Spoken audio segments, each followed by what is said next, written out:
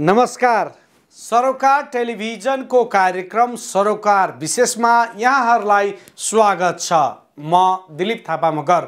सबै विषय विशेष हुँदैनन्। सामाजिक, राजनीतिक, आर्थिक र समग्र मानव जातिको हितको निम्ति गरिने हरेक विषय विशेष हुन्छन्। समाजको हितमा गरिने हरेक कार्यको सम्मान गर्दै समाजको हित विपदका कार्यको भण्डाफोर गर्ने विषयवस्तु सरोकार विशेषको प्राथमिकतामा पर्ने गरेका छन्। दर्शकहरू, आजको सरोकार विशेषमा नेकपा एमाले माधव नेपाल पक्ष र माओवादी केन्द्रले गरेको निर्णयबारे चर्चा गर्नेछौँ।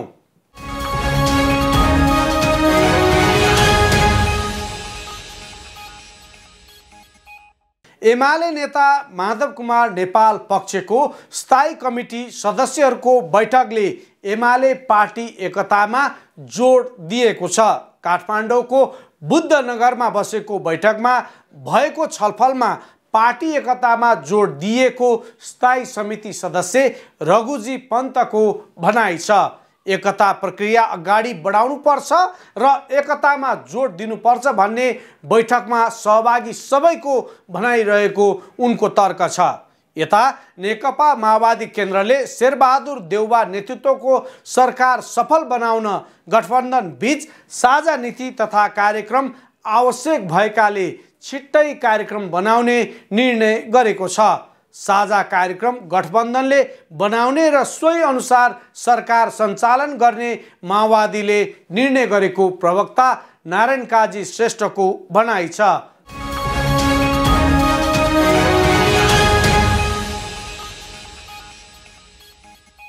नेकपा एमालेको माधव कुमार नेपाल पक्षले ओली पक्षका कार्यकर्ताले गरेका प्रदर्शन र उग्र क्रियाकलाप तत्काल रोक्न माग गरेको छ।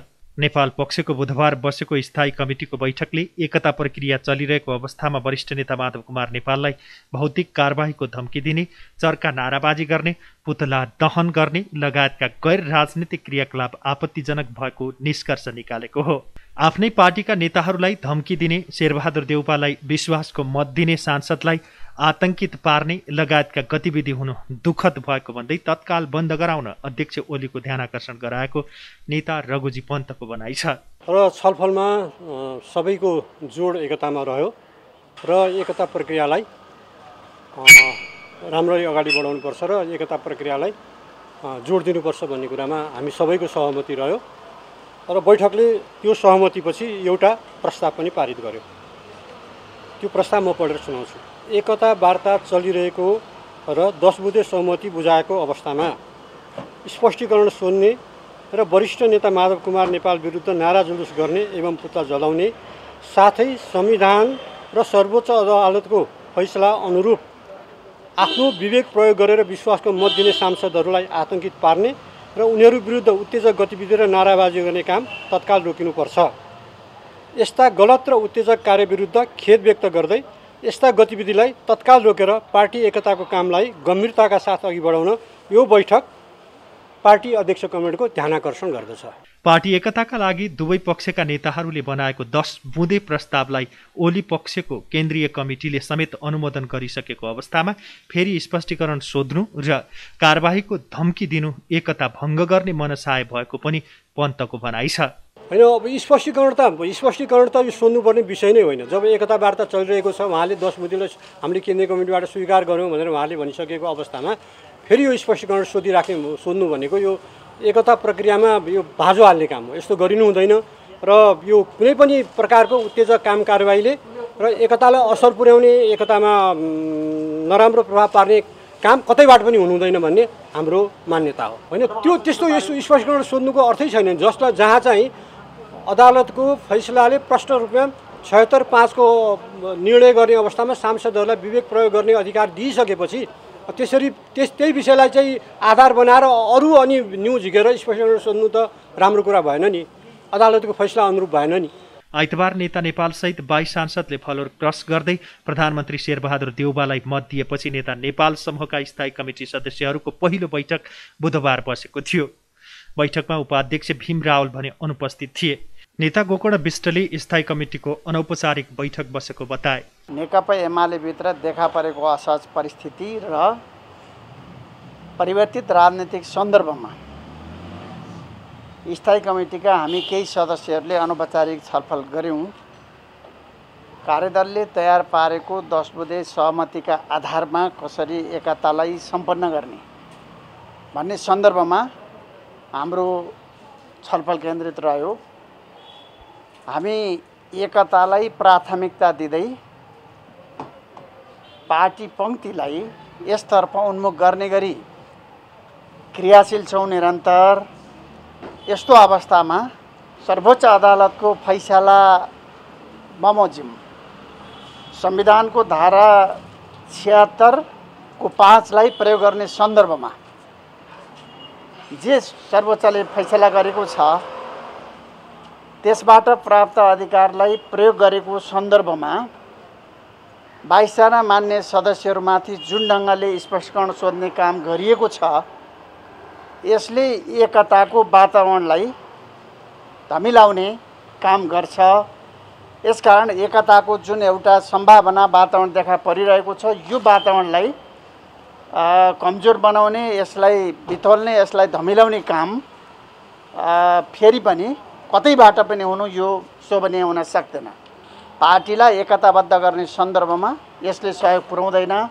यसतर्फ समेत पनि गम्भीरता साथ पार्टी अध्यक्ष सहितका कमान्डरको ध्यान जान जरुरी छ भन्ने विषयमा यो छलफलले ध्यान आकर्षण गरेको छ। एमाले भित्र देखा परेको असहज अवस्थाका बारेमा आपतकालीन छलफल भएको उनको भनाइ थियो।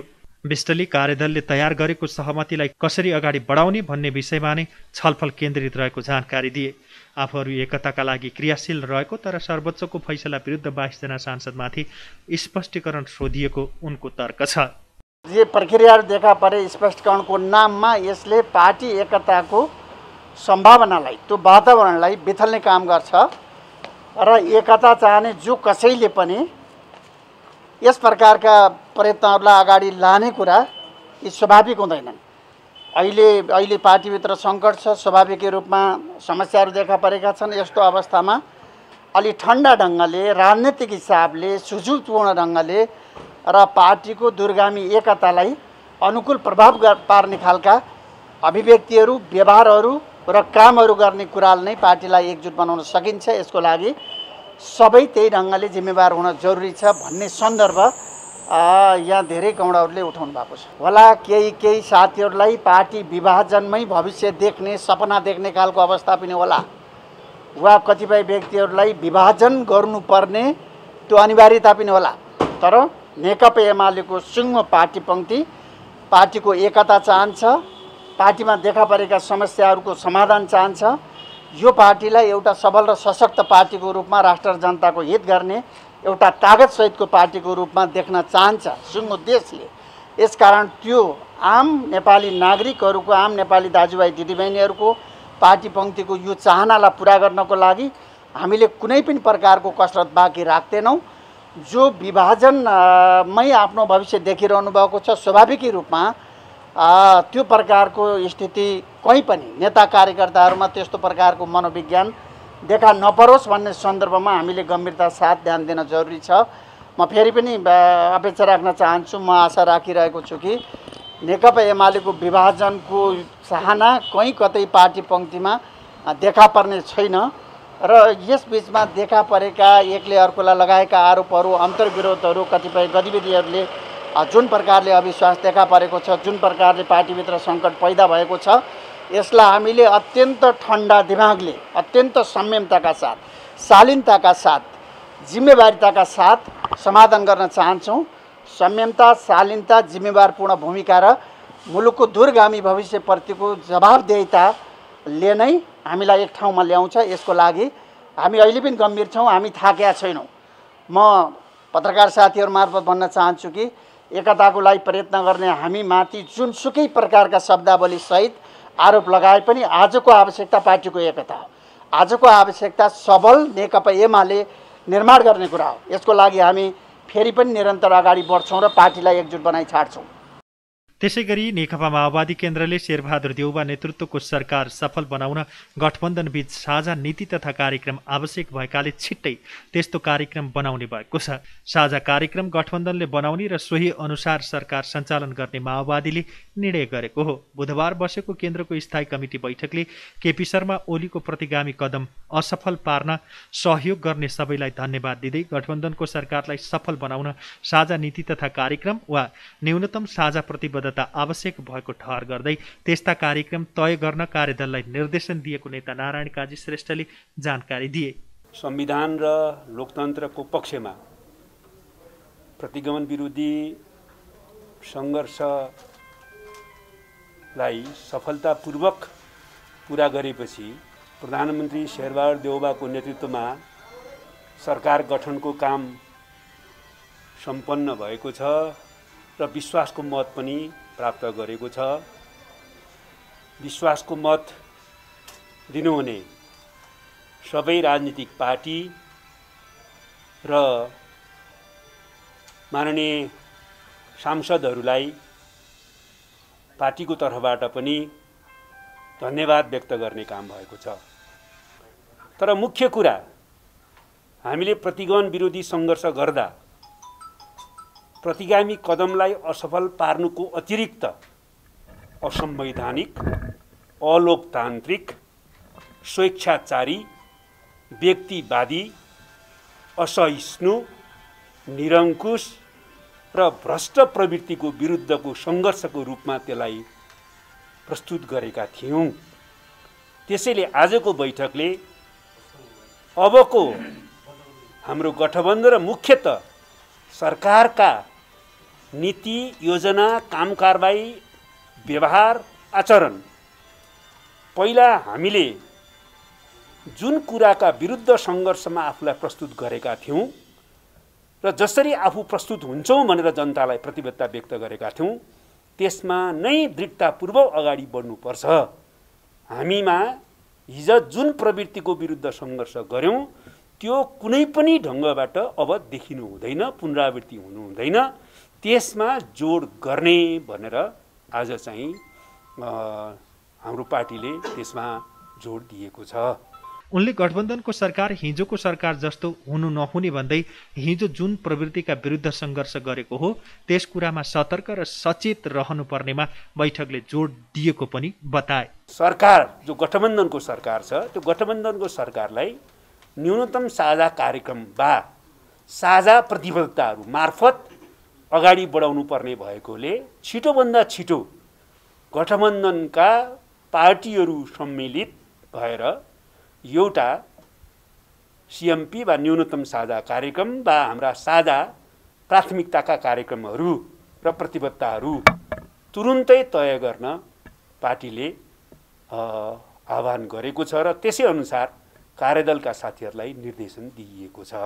गठबन्धनको सरकार न्यूनतम साझा कार्यक्रम वा साझा प्रतिबद्धताका साथ अघि बढ्नुपर्ने भएकाले तुरुन्त त्यस्ता कार्यक्रम तय गर्न आह्वान गरेको छ र कार्यदलका सदस्यहरूलाई निर्देशन दिएको छ। बैठकपछि नेता नारायण काजी श्रेष्ठले भने त्यस्तै माओवादीले प्रतिगमन विरुद्ध सङ्घर्ष सकिएपछि र नयाँ सरकार गठन भएर विश्वासको मत समेत लिइसकेकाले पार्टीलाई व्यवस्थित ढङ्गले सञ्चालन गर्न ध्यान केन्द्रित गर्ने भएको छ। प्रतिगमन विरुद्धको सङ्घर्ष सफल पारेपछि अब सरकारलाई सकारात्मक ढङ्गले सञ्चालन गर्ने हाम्रो मेहनतको अतिरिक्त पार्टी निर्माणको प्रक्रियालाई व्यवस्थित पार्ने निष्कर्ष निकालेको छ श्रेष्ठले भने। त्यही अनुसार हाम्रो पार्टीको बैठक साउन 20 गते 11 बजे बस्ने गरी निर्णय गरेको छ श्रेष्ठले भने। बैठकको गृह कार्यको तयारी स्वरूप साउन 17 गते स्थायी समिति बैठक बस्ने पनि बैठकले निर्णय गरेको श्रेष्ठले बताए। अब हाम्रो पार्टीले प्रतिगमन विरोधी सङ्घर्षलाई एक रूपमा सफल पारेपछि सरकारलाई सकारात्मक ढङ्गले सञ्चालन गर्ने दिशातिर मेहनत गर्नुको अतिरिक्त अब पार्टी निर्माणको प्रक्रियालाई व्यवस्थित र तीव्र पार्ने निष्कर्ष निकालेको छ। त्यस अनुसार हाम्रो पार्टीको केन्द्रीय कमिटीको बैठक यही श्रावण 20 गते 11 बजेदेखि बस्ने गरी तय भएको छ र त्यो केन्द्रीय कमिटीको बैठकको गृह कार्य वा तयारीका रूपमा यही श्रावण 17 गते हाम्रो पार्टीको स्थायी कमिटीको बैठक बस्ने निर्णय पनि गरिएको छ।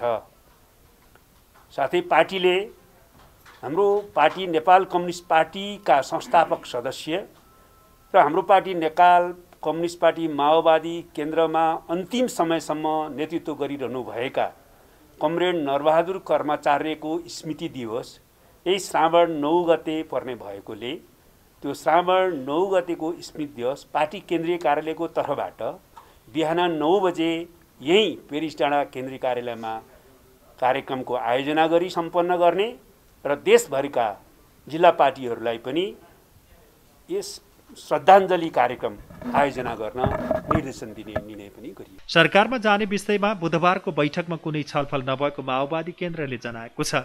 तर सकेसम्म गठबन्धनका सबै शक्तिसँग छलफल गरेर सरकारलाई पूर्णता दिने माओवादीको निष्कर्ष छ। हामीले गठबन्धनका अरू शक्तिहरूसँग पनि त्यो बारेमा छलफल चलाइराखेका छौँ हैन। सरकारको नेतृत्व गरेको पार्टी नेपाली कांग्रेस, जनता समाजवादी पार्टी लगायतका अरू पार्टीहरूसँग यसबारेमा छलफल भइराखेको छ। समर्थन गर्ने मान्य सांसदहरूसँग पनि छलफल भइराखेको छ। मुख्यतः गठबन्धन दलहरूसँग छलफल भइराखेको छ र सकेसम्म सबै पार्टीहरूबाट प्रतिनिधित्व गर्ने गरी सरकारलाई पूर्णता दिनु उपयुक्त हुने भएकोले हामी सबै गठबन्धनका शक्तिहरूसँग छलफल गरेर छिटै सरकारलाई पूर्णता दिने निर्णय गर्छौँ। त्यसबारेमा यो ब्रिफिङ सम्पूर्ण अहिले घटनाक्रमको ब्रिफिङ अध्यक्ष कमरेड प्रचण्डले अहिलेसम्मको सबै घटनाक्रमको ब्रिफिङ स्थायी कमिटीको बैठकलाई गराउनु भयो र अब सबै गठबन्धनका पार्टीहरूसँग सल्लाह गरेर छिटै सरकारलाई पूर्णता दिने निष्कर्ष निकालियो।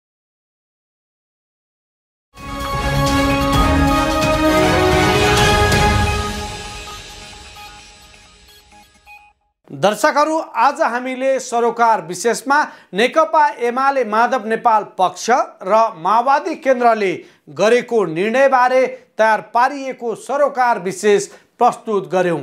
कार्यक्रम सरोकार विशेषमा हामी समाजका तीता मीठा यथार्थबारे जानकारी दिन उपस्थित हुने गर्छौं। आजलाई कार्यक्रम सरोकार विशेष यति नै। सम्पूर्ण युनिटलाई बिदा दिनुहोस्। हेर्दै गर्नुहोला सरोकार टेलिभिजन।